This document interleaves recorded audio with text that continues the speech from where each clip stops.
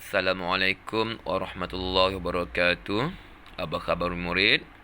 Pada hari ini, cikgu akan jelaskan kembali teknik mengarang. Teknik mengarang terutamanya karangan bahagian A, ya. Sebagaimana yang kamu tahu, bahagian A ni mempunyai dua versi.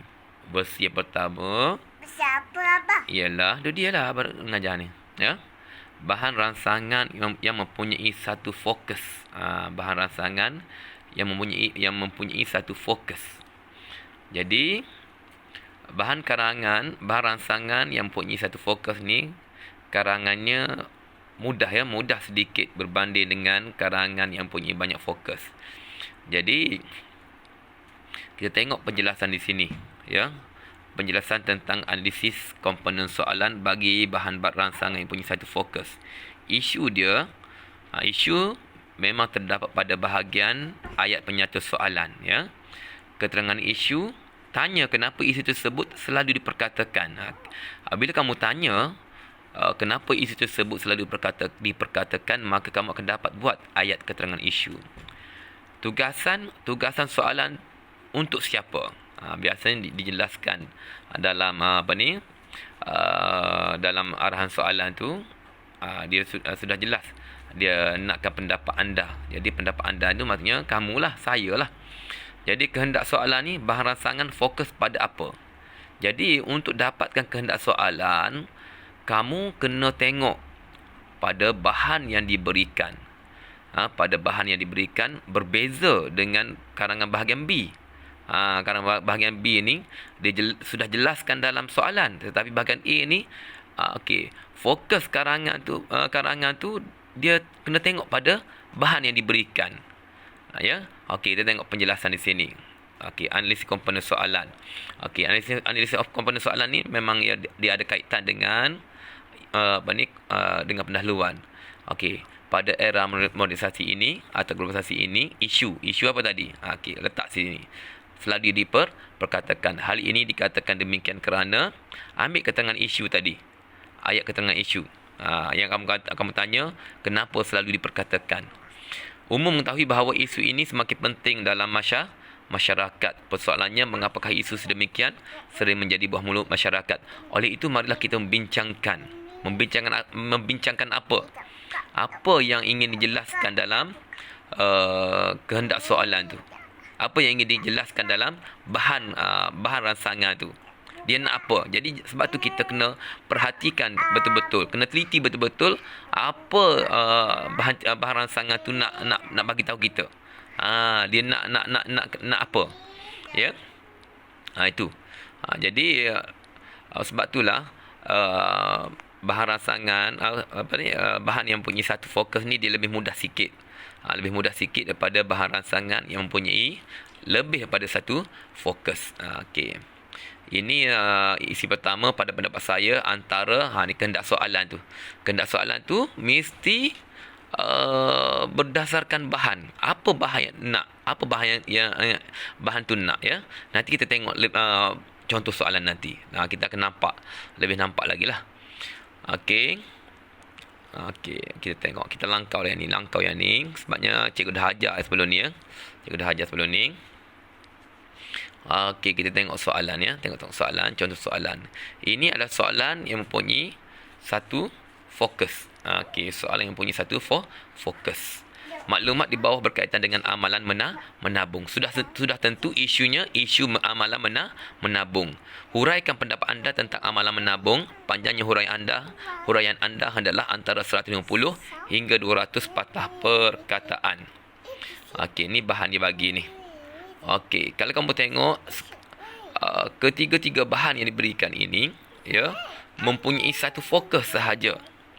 Ya, mempunyai satu fokus, iaitu berkaitan dengan kepentingan amalan menabung. Kita tengok pada petikan ini. Petikan ini dia fokus pada kepentingan amalan menabung. Kita tengok. Maka dana darurat dan tabungan akan sangat berguna untuk menyelamatkan kita daripada kesulitan hasil daripada keadaan ekonomi yang tidak menentu. Ini merupakan kepentingan amalan menabung. Yang ni pun merupakan kepentingan amalan menabung untuk untuk disimpan dalam SSPN I Plus ni ya.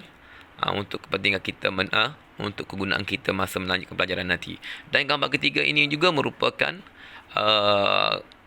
kepentingan amalan menabung digunakan untuk majlis convocation. Jadi ketiga-tiga bahan ini menceritakan perkara yang sama. Bermaksud fokus soalan ini merupakan fokus yang sama, iaitu kepentingan amalan menabung. Kita tengok yang ni.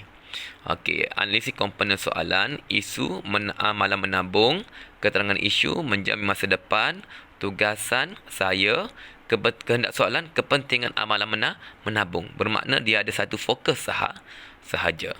Jelas tak ni? Okey, kalau tak jelas, kita jumpa kat sekolah. Cikgu terangkan kembali. Okey, sekarang ni kita pergi pada bahan panduan mengarang karangan bahagian B. Karangan bahagian B ni dia ada lebih daripada satu fokus. Bagaimana cara kita nak mengarang?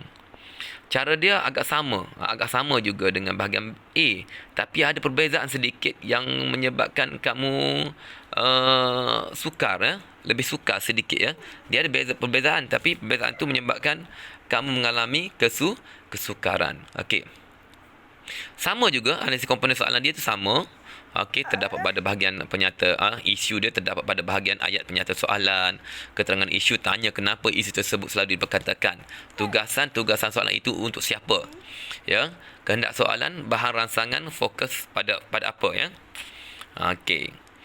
Kita tengok ini analisis komponen soalan, perkaitan dia dengan apa? Dengan pendahuluan. Kamu tengok. Ya, okey. Kamu tengok pada kehendak soalan, kamu tengok pada ayat dia dalam pendahuluan. Okey, oleh itu marilah kita membincangkan kehendak soalan dia ada dan. Maksudnya fokus soalan tu okey, lebih daripada satu fokus.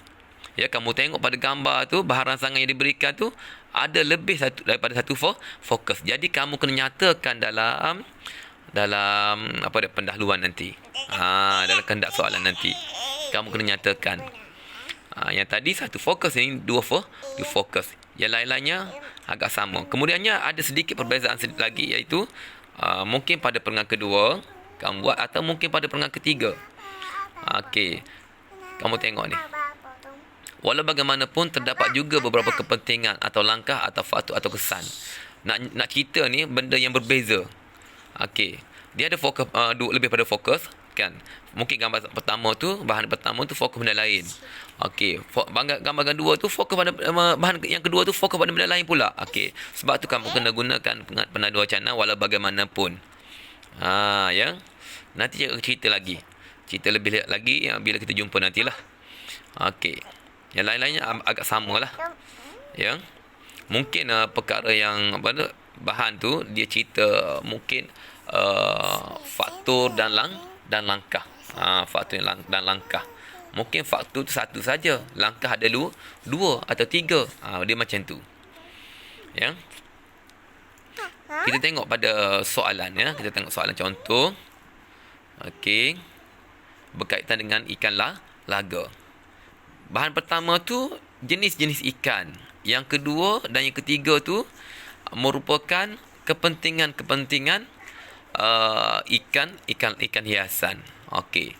Bagaimana kita nak kaitkan? Kita nak tulis dalam karangan nanti. Okey, kita tengok. Kita tengok penggal pertama.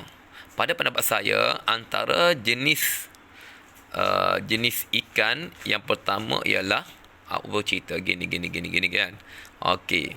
Walau bagaimanapun terdapat beberapa kepentingan ikan laga. Yang pertama iaitu kamu cerita apa kepentingan dia. Itu yang perbezaan ya. Perbezaan antara bahagian A dan juga bahagian B. Sebenarnya dia kena buat latihan. Bila buat latihan kamu akan biasa. Okey. Kamu akan faham apa yang dikatakan dengan perbezaan antara bahan satu fokus dan bahan lebih daripada satu fokus. Jadi insya-Allah kamu boleh bertanya cikgu sekiranya kamu tidak faham lah. Jadi itu sahaja. Sekian. Wabillahi taufiq wal hidayah. Wassalamualaikum warahmatullahi wabarakatuh.